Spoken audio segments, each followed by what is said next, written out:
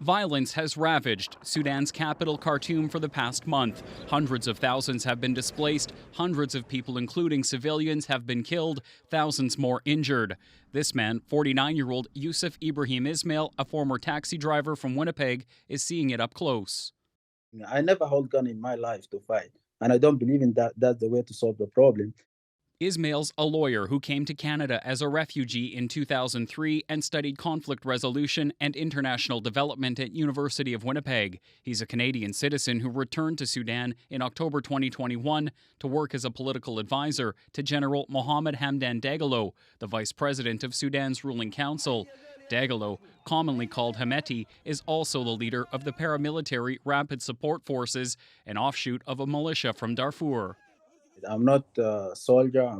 I don't have any position in RSF to order or to work with RSF, but I'm working in the political side. Ismaeil says his job is to help with the transition to a civilian-led government, plans that were upended by the fighting. The RSF is battling General Abdel Fattah al-Burhan's Sudan armed forces for control over the country, which has resulted in a humanitarian crisis. What surprised me, him defending the action of the militia. Sudanese Winnipegger Nuruddin Suleiman is concerned about Ismail's involvement. He has family in Khartoum. We were going to peaceful transition to peaceful government, to civilian government. Now they started this war.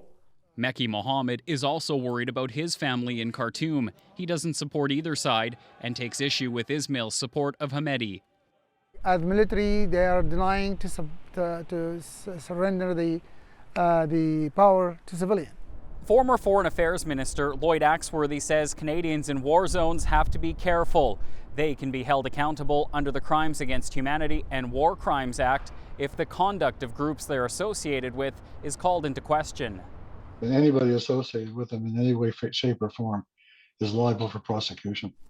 Human rights lawyer David Matus told CBC there would have to be proof an accused person was complicit. The federal government won't comment specifically on Ismail's role, citing privacy. Ismail understands the concerns in the community, but believes what he's doing is right.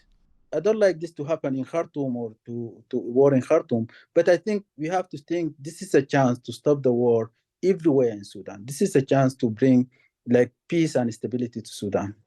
But with the fighting still raging, the path to peace is unclear. Josh Crabb, CBC News, Winnipeg.